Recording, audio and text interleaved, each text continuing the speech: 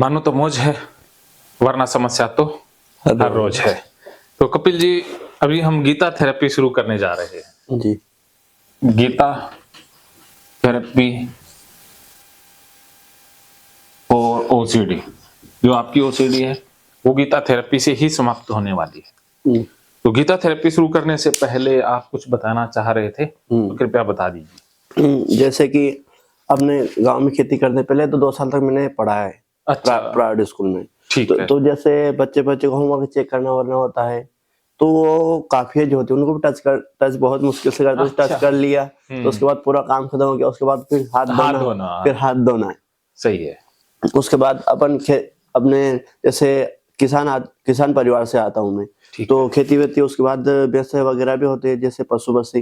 तो अपन जैसे अपने जो भैंसे वगैरह जाती है पानी पीने या घूमने बाहर जंगल में, तो पोटी के रास्ते से होती जाती है वो। तो वो आती है तो उनके पैरों में जैसे पोटी में निकल गई तो पैरों में पोटी लगती है। हाँ। तो घर आके मैं उनको टच भी नहीं करता। अच्छा। हाँ, भैंसों को टच भी नहीं करना, उनको बांधना ना, कुछ छोड़ना ना, उनके पास में जाना ना, उसको चारा पानी देना, कुछ भी नहीं करना।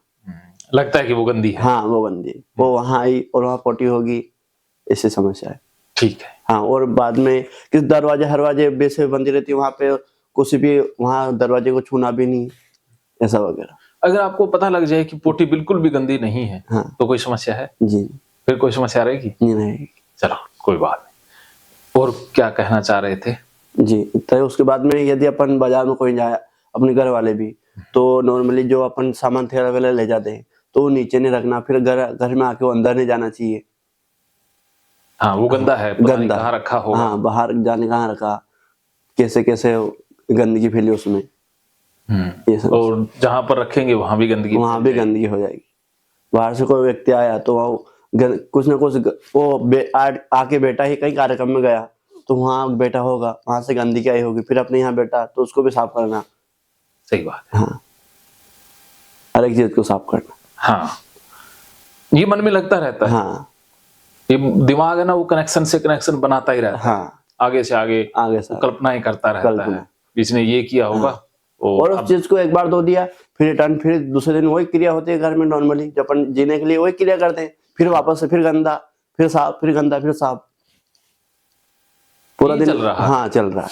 अच्छा, परिवार में भी किसी को ऐसा है? नहीं, परिवार में बिल्कुल उनसे बच के मैं रहता हूँ। उनसे बच के मैं रहता हूँ। उनको भी कहता हूँ कि मेरे सामान के हाथ में लगाओ, मेरे ये मत करो, मेरे वो मत करो। ठीक बात। हाँ, उनसे बच के मैं रहता हूँ। ओके। हाँ, और मेरा सामान पूरा अलग रहता है, उनका सामान अलग। मेरे चप्पल भी, जैसे नॉर्मली चप्पल खोले अपन ने बाहर, तो मैं चप्पल को भी कोई टच नहीं करने देता हूँ। और कुत्ता वगैरह आ जाए, यदि घर में गलती से कुत्ता घुस जाए तो उस पूरी जगह को धोता हूँ फिर। अच्छा, कुत्तों से भी गंदगी लगती है? हाँ। कुत्ते गंदे? हाँ। कुत्तों को हाथ नहीं लगाते? नहीं लगाता हूँ। अच्छा, ये भी बात लिख लेना है। हाँ, ठीक। कुत्तों को भी टच करा देंगे। हाँ, सब कुछ हो जाएगा। हाँ, नॉर्मल देखा, कई लोग कुत्ते को आराम से हाथ लगा देते हैं, पास में खड़े कर लेते हैं, आराम से हाथ फेर देते हैं उन्हें। हाँ। लेकिन मैं कर नहीं पाता। आपको मुश्किल लगता है? हाँ। अगर टच हो भी गया तो फिर नहाना धोना, कपड़े बदलना। मैं उनसे बच के रहता हूँ, टच तो होने नहीं देता हूँ। काफी दिन हो गए। हाँ, उनके पास से गुजरता भी नहीं। और कहीं अभी तो थोड़े दिन पहले तो मेरे जैसे कोई व्यक्ति भी हाथ लगा देता था, तो अच्छा। वो भी टच नहीं करने देता हूँ मैं। ये समस्या थी। ठीक है। चलो, वो भी हो जाएगा। ठीक है। चलो, अब गीता थेरेपी से हम इसे समझते हैं। Gita therapy for OCD. Bhagavad Gita के बारे में आप क्या जानते हैं? आप तो हिंदुत्व में बहुत बिलीव करते हैं जी, कट्टर हिंदू भी हैं। तो बताइए। हाँ, जैसे कि भगवत गीता से सब कुछ है। हाँ। सभी समस्या को हल अधिकतर वहां से। सभी जैसे पहले भी उदाहरण देते हैं कि भगवत गीता में ये लिखा, तो उसको मान के चलते हैं। अधिकतर जो जैसे वेद है, 4 वेद जैसे सभी है वो, तो अथर्ववेद जैसे, पर अधिकतर उदाहरण भगवत गीता में ये है, तो भगवत गीता में ये लिखा हुआ है, तो इसके अनुसार ये मान के चलना चाहिए। अधिकतर जो संत होते हैं वो भी इसी का उदाहरण देते हैं। अच्छा। कि ये भगवत गीता में लगा तो इसका पालन करेंगे। ये होता है। अच्छा, भगवत गीता में लिखा है वो सब कुछ सच है। हाँ। तो अगर उसमें लिखा हुआ आपके जो धारणाएं उसके खिलाफ हुआ, तो गीता की मानोगे या अपनी मानोगे? नहीं, गीता की मानेंगे। चलो, गीता को पढ़ा है? नहीं पढ़ा अभी तक। पढ़ा ही नहीं? हाँ। ये कैसे हो गया? नहीं, ये ऐसा हुआ कि जैसे एक मान्यता होती है कि उसको पढ़ने के लिए थोड़ा टाइम चाहिए, वो वगैरह सभी। चलो आज कुछ मान्यताओं को बदलेंगे हाँ। और गीता को पढ़ेंगे और उसके, चलो अच्छी बात है आपने पढ़ा नहीं, हाँ। वरना पढ़ते तो कुछ कचरा ही ले लेते, हाँ। हाँ दूसरों की व्याख्या टिप्पणियां अपने अंदर डाल लेते। सही है। तो आज गीता को आप समझोगे अपनी ओसीडी के संबंध में जी। कि भगवत गीता से मानसिक समस्याओं का इलाज कैसे होता है। जी। तो एक बार तो मैं ओवरव्यू दूंगा आपको। क्योंकि भगवत गीता में 18 अध्याय हैं, 700 श्लोक हैं, प्रत्येक श्लोक पर तो हम बात कर नहीं पाएंगे जी। तो मैं ओवरव्यू यहाँ पर दे रहा हूँ जी। और 700 श्लोकों का भगवत गीता कोर्स में आपको दे दूंगा जब यहाँ से जा रहे होगे तब। जी। जी। तो आप घर जाकर के किस दिन वो सारे 700 श्लोक जी। सुन लेना और समझ लेना, जी। आप 200% ठीक हो जाओगे। जी। बाकी तो 100 होते हैं, आप 200 हो जाओगे। जी। जी। ठीक है। जी। तो गीता के अंदर 18 अध्याय हैं। अब आपने गीता को ये देखना है कि देखो कुछ चीजें ना हम धर्म के अंदर आ करके उसको यूज नहीं कर पाते हैं। जी। जी। भगवत गीता अच्छी बुक है। जी। एक मनोवैज्ञानिक पुस्तक है। जी। जी। ये सिर्फ हिंदुत्व से रिलेटेड नहीं है। जी। जी। ये मानवता से संबंधित है। जी। जी। ये मानव मात्र के कल्याण के लिए। जी। भगवत गीता को हम सिर्फ हिंदुओं तक सीमित करके इसको सीमित नहीं कर सकते। जी। ये चाहे मुसलमान हो, सिख हो, ईसाई हो, कोई भी हो, जी। वो भी भगवत गीता से लाभ ले सकता है। जी। ये मानवतावादी ग्रंथ है। जी। हिंदुत्व का इससे लेना देना सही नहीं है, मानवता की राह दिखाता है। हाँ। जी। और इसमें जो कृष्ण है और अर्जुन है वो कौन है? अर्जुन कौन है? उनका शिष्य। शिष्य। हाँ, शिष्य कहेंगे। अर्जुन को आपने समझना है, अर्जुन वो हर इंसान है जो परेशान है, जी। दुखी है, जी। विचारों से नेगेटिव विचारों से ग्रसित है, जी। दुविधा में फंसा हुआ है। जी। वो हर इंसान अर्जुन का ही रूप है। जी। और जो सही राह दिखाता है जी। वो कृष्ण है। जी। तो अर्जुन कौन है अब? हम। हाँ, आप अर्जुन के रूप में हैं। जी। तो आपके लिए युद्ध क्या है? ओसीडी से लड़ना। हाँ, ओसीडी से लड़ना। और आपके लिए कुरुक्षेत्र क्या है? आपका घर। जी।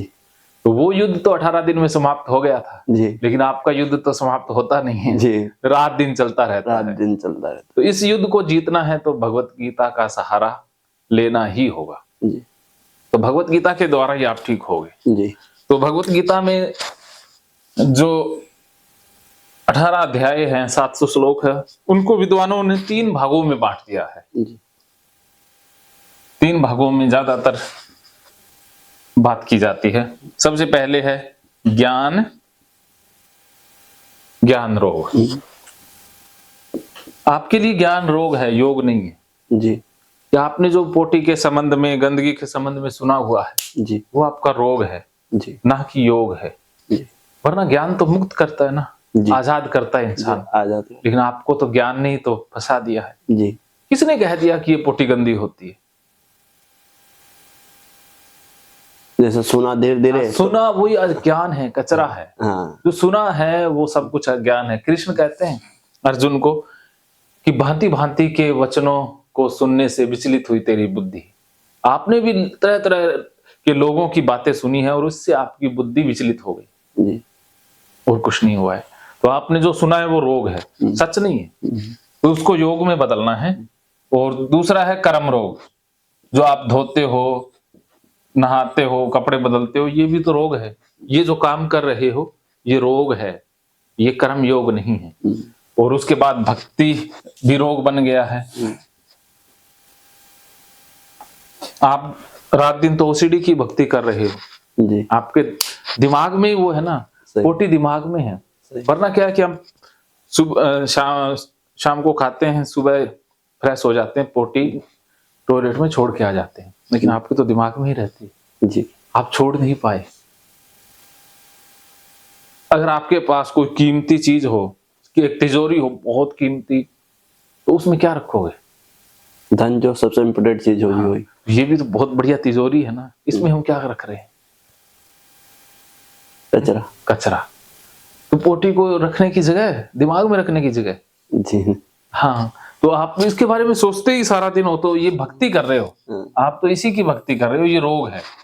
अब इस भक्ति रोग को पहले योग में बदलना है, फिर कर्म रोग को योग में बदलना है, फिर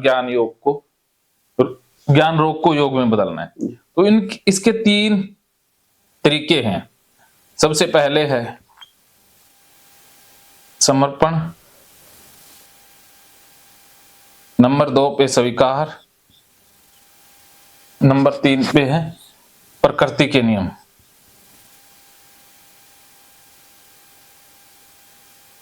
ओके, तो इन तीनों के द्वारा आपकी भक्ति है वो रोग से योग में बदल जाएगी जी। इन तीनों को समझ लिया तो आपकी ओसीडी गायब हो जाएगी जी। ओके, तो इन तीनों पर हम विस्तार से बात करते हैं। मानो तो मौज है, वरना समस्या तो हर रोज हर रोज है।